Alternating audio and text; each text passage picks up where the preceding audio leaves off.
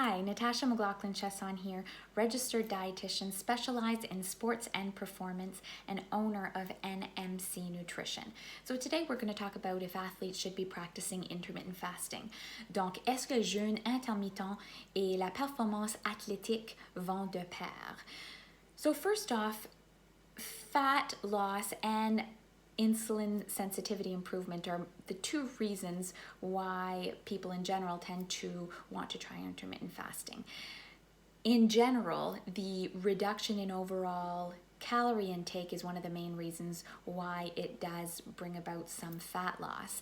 And when it comes to the insulin sensitivity, it tends to be with the reduction of overall time spent eating or the period of time where there is no food intake. That being said, it would be interesting to see research that would compare intermittent fasting in athletes specifically to metabolic efficiency eating, which would be a periodization of eating and proper eating for that athlete, but in the right carb to protein ratios and nutrient timing throughout the day.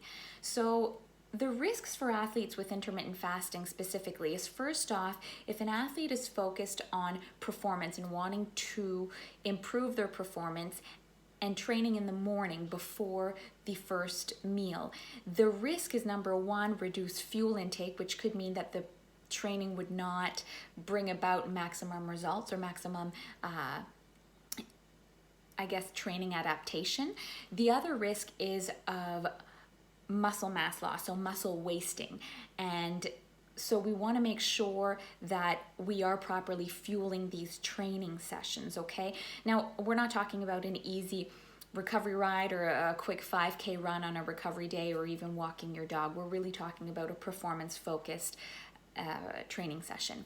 So the other risk is the risk of REDS, and REDS, or relative energy deficiency in sport, is a risk for athletes regardless if they are practicing intermittent fasting or not, but it can be a bigger risk if they are limiting time where food is taken in. So relative energy deficiency in sport is when there is a gap between the food intake and the calorie output, the energy intake and the energy output. And when that gap is too wide, there ends up being an imbalance in hormones, and this hormonal imbalance can cause quite a negative effect on performance, including a body fat gain as opposed to a loss.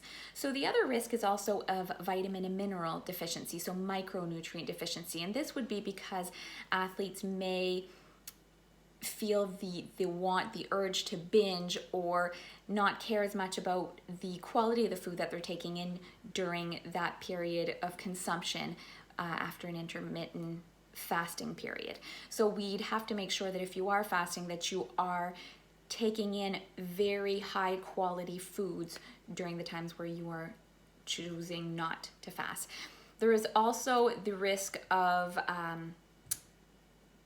evening training that could result in lack of recovery fuel. So I've seen athletes who have chosen to train in the evening, but all of a sudden they are not consuming the recovery because it falls at that time where the cutoff is for food consumption. So that can cause performance deficits as well. Now, ideally, we'd like to see athletes focusing on periodizing their nutrition and even nutrient timing, which would mean consuming specific ratios of carb to protein based on their height, their weight, their goals, based on the season and the outcome that they're looking to accomplish. And then you would be focusing on doing this sort of this would be a flexible way of eating around training. If you do choose to practice intermittent fasting, or if you are a Muslim athlete who is preparing for Ramadan, which I know is coming soon, we want to make sure that you're consulting with a registered dietitian, obviously in your area, to make sure that your training timing for performance is put at the right place, closer to when your fueling is taking place, and of course to make sure that what you are consuming during the times you are eating is of the best quality possible to maximize your performance. So please remember, nutrition is a science, not an opinion. Donc la nutrition est une science et non une opinion.